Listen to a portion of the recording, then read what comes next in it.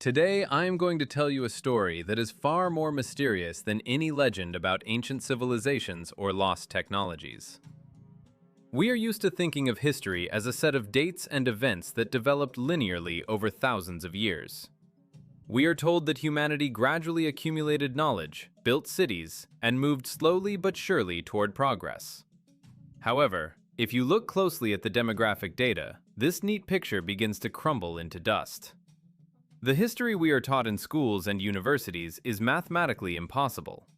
It feels as if, until the 19th century, humanity was in a strange, unnatural stasis, as if sleeping a deep sleep, and then, at the flip of an invisible switch, it suddenly turned on. The 19th century acts as an absolute anomaly in this scheme. It is not just the era of steam and electricity, nor just the time when people were essentially handed brains and taught to invent complex mechanisms. It is the century of a mysterious, inexplicable appearance of billions of people. It is as if, for 4,000 years prior, our species led a leisurely lifestyle, inventing the wheel 100 times over while straining neither our gray matter nor our reproductive functions. It would seem that if a person is not engaged in intellectual labor and strives for nothing in particular, their life is simple and primitive, and their basic needs come down to bread and circuses.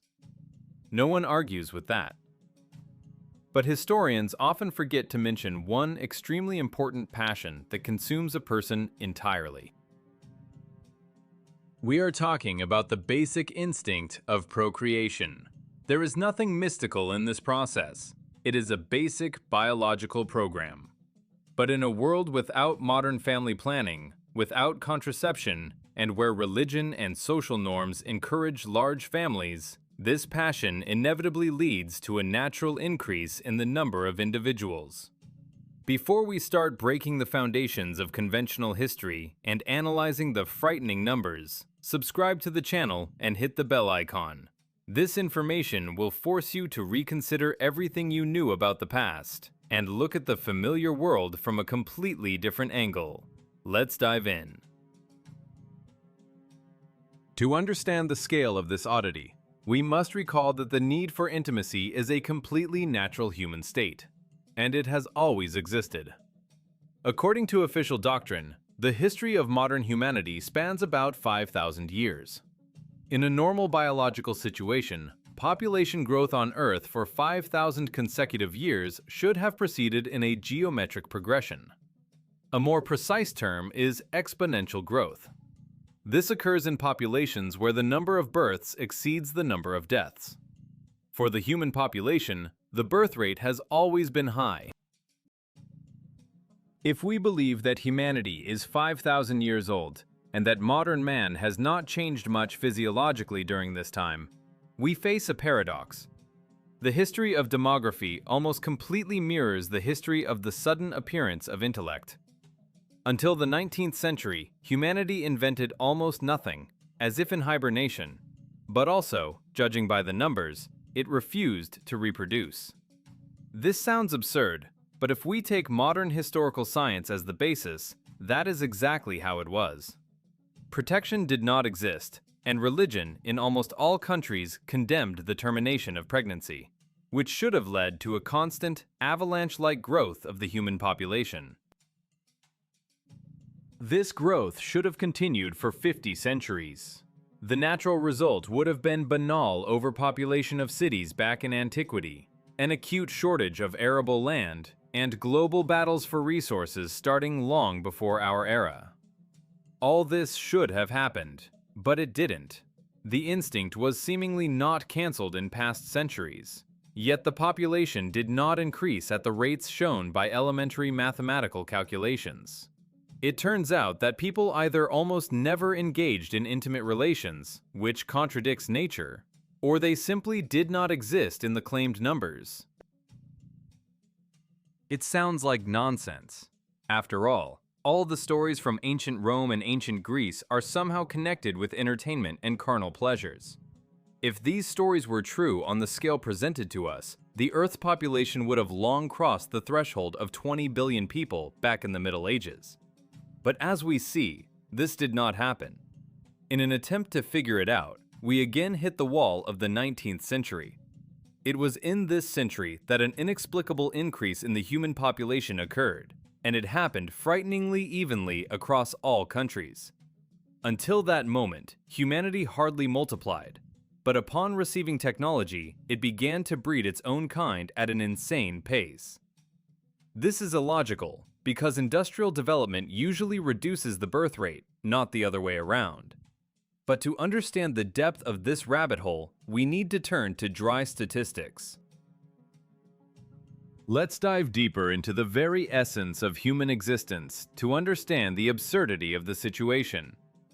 If we discard complex philosophical constructs and look at the life of an ordinary person in the past, we will see a rather simple picture.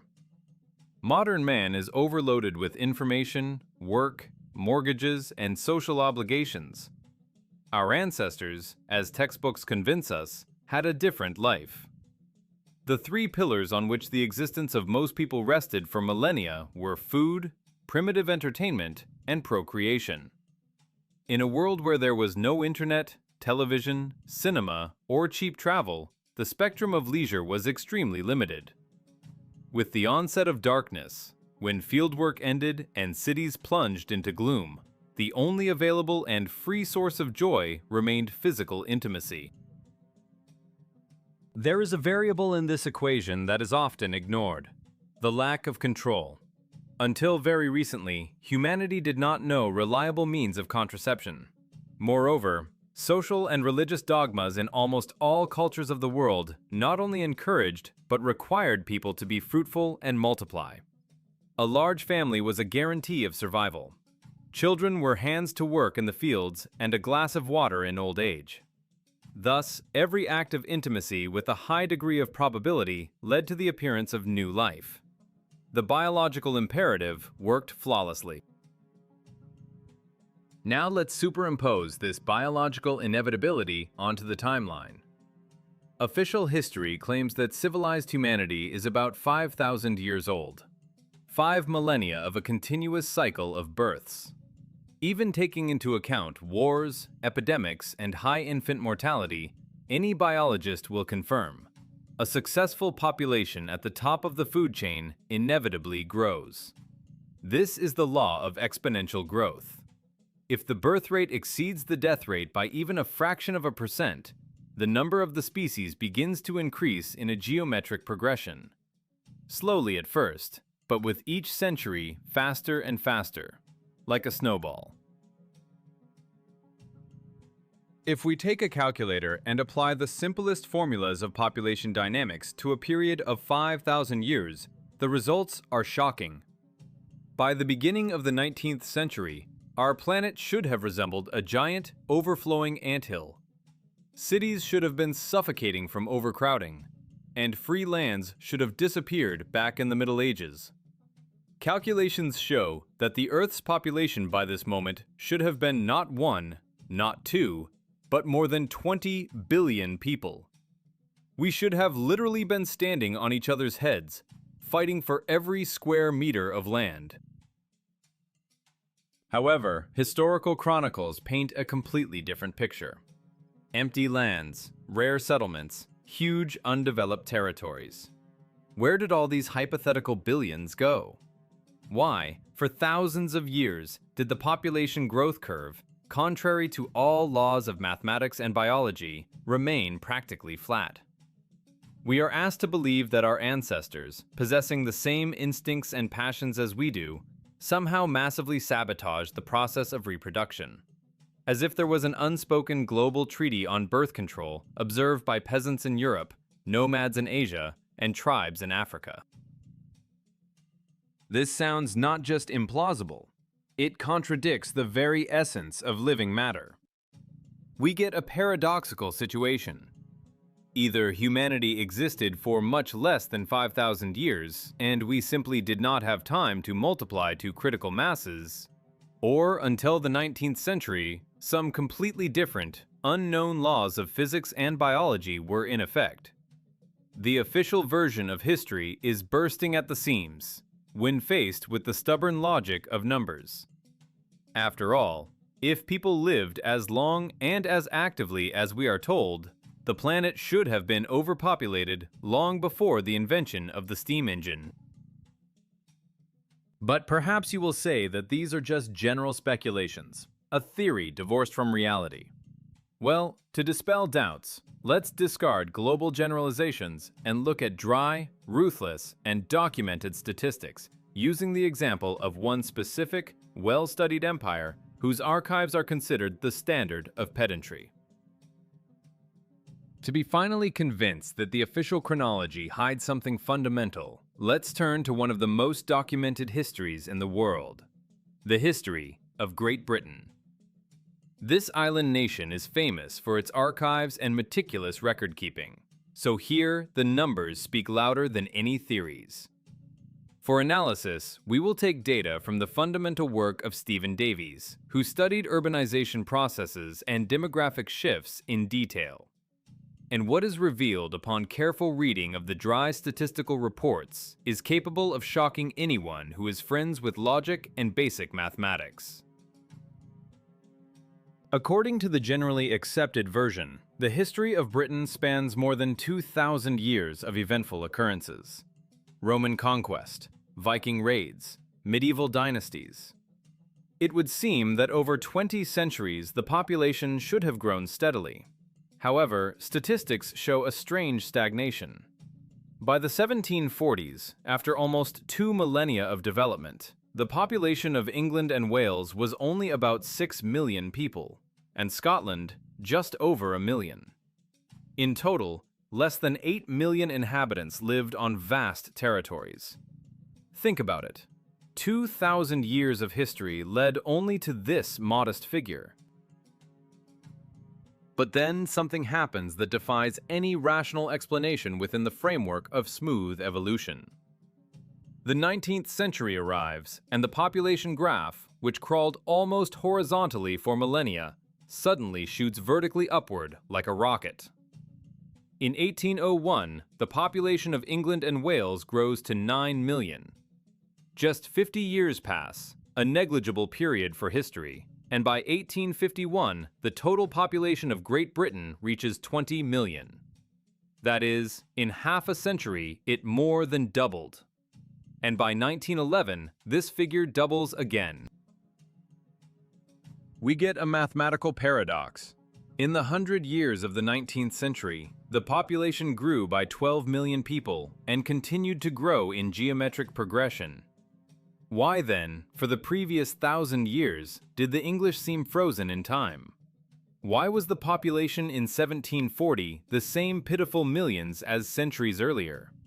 If we apply the growth rates of the 19th century to the past, the picture becomes absurd. Let's just calculate. Suppose in the year 1100, the population was at least 1 million people. If it doubled every 100 years, and we see exactly this, and even a faster rate in the 19th century, then by 1400 there would have been 8 million inhabitants. By 1600, 32 million. By 1700, 64 million. And by the beginning of the 19th century, more than 120 million people should have lived on the British Isles. And this is provided that we start counting only from the 12th century, completely ignoring the 1,000 years before that. If we imagine that not 1, but 3 million people lived there in 1100, then by 1800 the population would have been almost 400 million. Imagine such a crowd on a small island. This is physically impossible, but the laws of nature and basic instincts are unchanging. People in the Middle Ages loved each other just as much as in the Victorian era. They had no contraception, and religion called for large families. Why then did the formulas of exponential growth not work for 1,000 years, and then suddenly turn on at full power precisely in the 19th century? We see that until the 19th century, humanity, judging by the numbers, practically did not reproduce. It seemed to be in standby mode. And then, in one moment, an insane demographic explosion began, which cannot be written off as natural causes. After all, If the English had multiplied like this always, Britain would have burst at the seams from overpopulation back in the days of knightly tournaments. But historians show us empty lands. Of course, skeptics will immediately find a standard explanation. They will say, "It's simple. Life got better. Medicine appeared. The Industrial Revolution happened. Incomes increased, and people began to give birth more and die less." This sounds logical and reassuring. But let's test this hypothesis for durability by comparing the wild 19th century with the much more comfortable, well-fed, and technologically advanced 20th century. And here, the theory of comfort crumbles to dust. It is generally accepted that the population explosion is a direct consequence of improved quality of life. We are told that the Industrial Revolution, the advent of medicine, and hygiene allowed people to live longer and give birth more. This seems logical until we place 2 centuries side by side, the 19th and the 20th. If the comfort theory is correct, then in the more developed and well-fed 20th century, the population should have grown even faster than in the dirty and difficult 19th. However, statistics say the opposite, completely destroying the usual cause and effect relationships. Let's face the truth. The 19th century was far from a paradise for the ordinary person. It was a time of incredibly hard physical labor, a lack of antibiotics, monstrous unsanitary conditions in industrial cities, and high infant mortality. And yet, it was in these seemingly unbearable conditions that the population of Great Britain grew 4-fold from 1801 to 1901, from 10 million to 40. People multiplied at an incredible speed despite disease and poverty. Now let's fast forward to the 20th century. The standard of living rose colossally. Vaccines, central heating, social guarantees, affordable food, and advanced medicine appeared. Mortality dropped sharply. It would seem that the population should have skyrocketed. If the rates of the 19th century had continued, then the 40 million of 1901 should have turned into at least 160 million by 2001. But what do we see in reality? In 2001, the population of Great Britain was only 59 million people. Growth slowed catastrophically. In 100 years of the most comfortable century in human history, the population did not increase even 1.5 times, whereas in the previous century, it grew 4-fold. Skeptics will immediately object. But there were wars.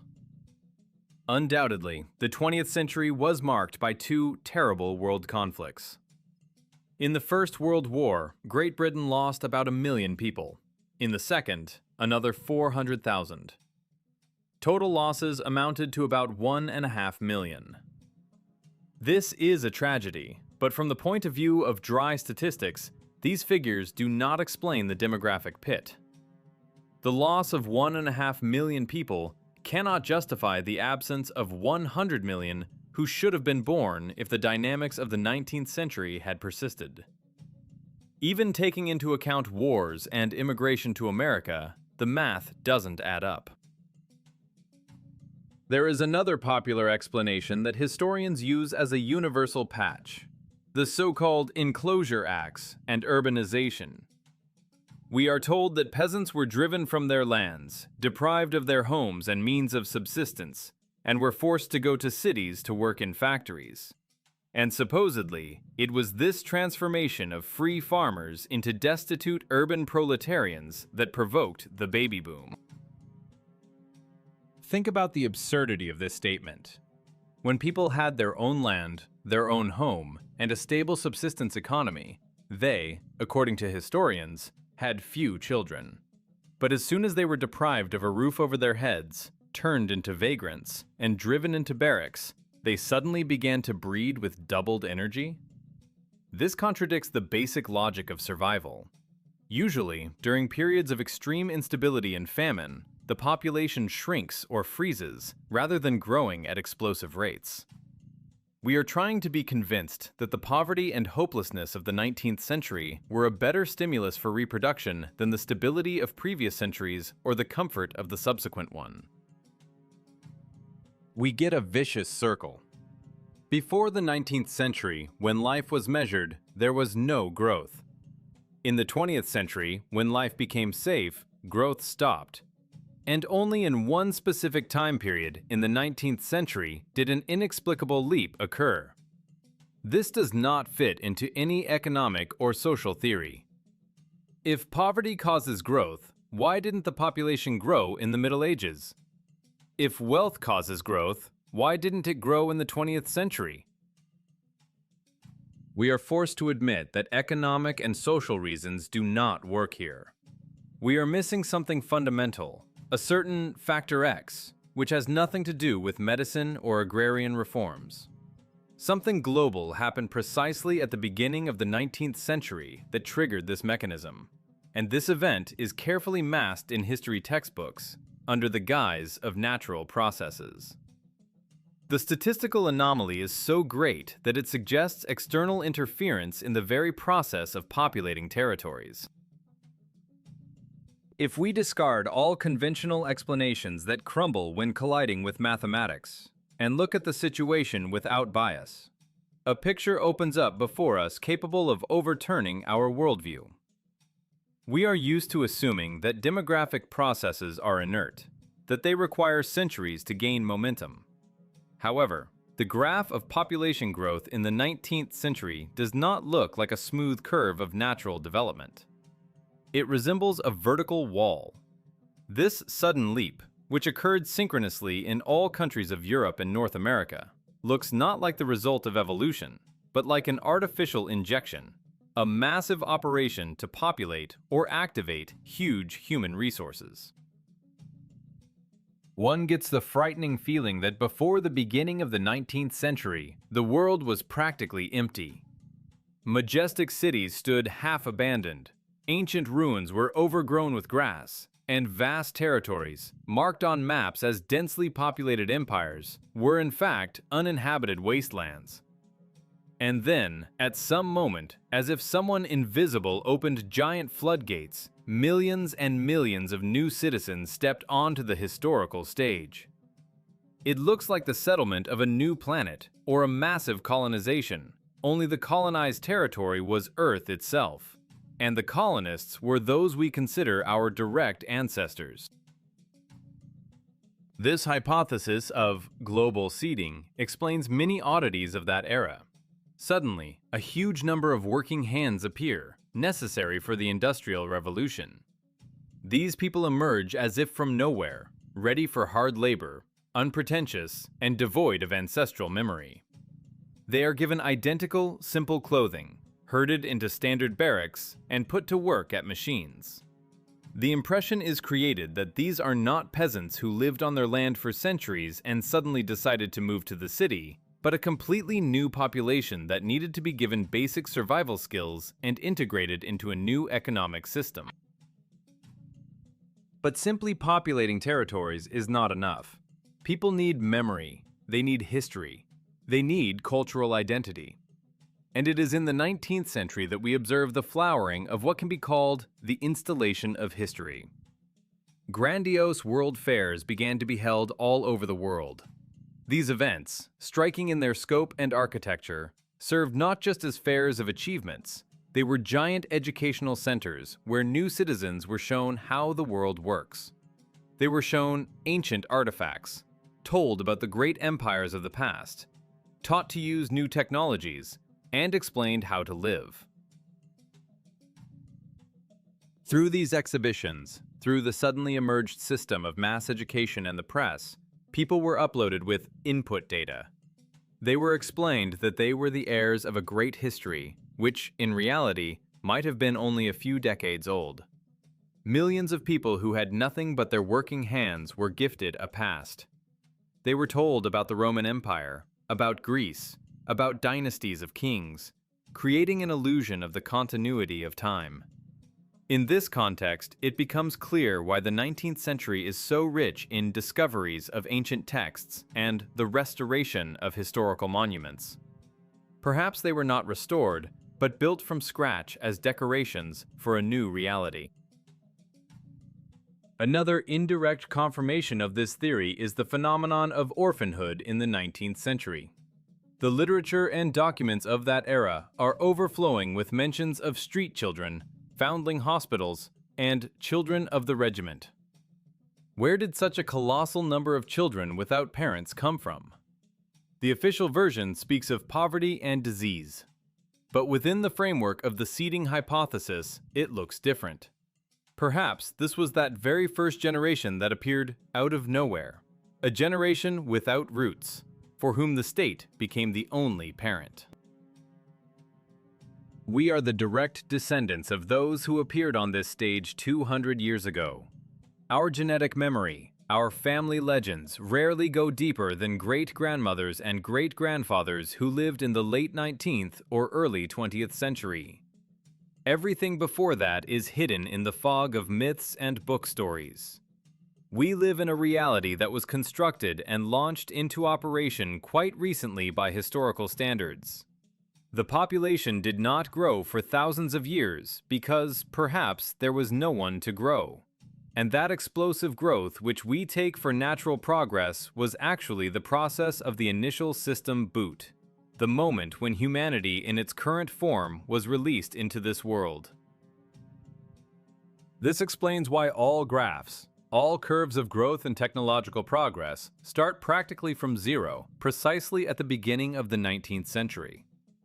Before that, silence and emptiness, broken only by rare pockets of life. And then, a sharp start. Industrialization, urbanization, and billions of people who began to master an empty planet, sincerely believing that their ancestors had lived here for millennia. We live in sets that were built for our great-grandfathers, and we learn a history that was written specifically for them, to hide the very fact of this grandiose beginning. Summing up this dizzying journey through numbers and centuries, we find ourselves facing a fundamental contradiction that cannot simply be brushed aside or written off as errors in chronicles. Before us are two mutually exclusive worlds. The first is the world of official history, stretched over 5,000 years, where humanity, possessing all necessary instincts and resources, for some reason froze in demographic suspended animation. This is a world of empty spaces, where for dozens of centuries, the population size fluctuated within the margin of statistical error, completely ignoring the laws of biological reproduction. We are asked to believe in a civilization that refused to grow for millennia, despite the lack of control means and direct religious prescriptions. The second world is the reality of the 19th century, which bursts into this sleepy chronology like an explosion. This is the era when humanity suddenly woke up and began to double its numbers with frightening speed. This leap was not a smooth ascent that could be explained by the gradual accumulation of knowledge or the improvement of agricultural technology. It was a vertical wall on the graph, an inexplicable surge of vital activity that occurred synchronously in different corners of the planet. And the strangest thing is that this impulse just as mysteriously faded in the 20th century, when living conditions became ideal. Official science tries to mask this gaping void of the past with complex terms, references to endless wars and epidemics. But, as we found out, even the most terrible conflicts are unable to stop the exponential growth of a healthy population over a long distance. Mathematics is a stubborn science, and it screams that the numbers in the textbooks do not add up. If humanity were really as old as we are told, we would be living in a world where every square meter of land would have been inhabited back in the times of ancient Rome. But this did not happen. The history we learn looks more like a screen designed to hide the fact that until a certain moment, the stage was empty. We are forced to admit that the 19th century is not just another stage of development, but possibly a starting point, a moment of loading or massive settlement, when the world was filled with new people, a new labor force, and a new memory. Everything before that drowns in the fog of myths and legends, leaving no material demographic traces. This theory is frightening in its radicalism. but it is the only one that logically explains why, in the dirty cities of the steam era, the population grew 4 times faster than in the sterile metropolises of the antibiotic era.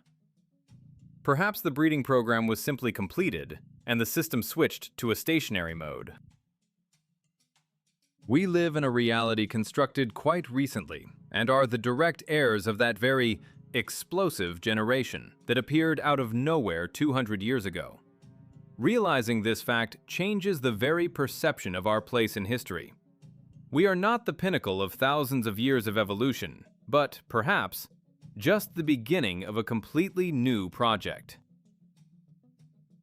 If this analysis made you think and look at familiar things in a new way, be sure to hit the like button. It helps algorithms promote an alternative view of history and bring the truth to more people.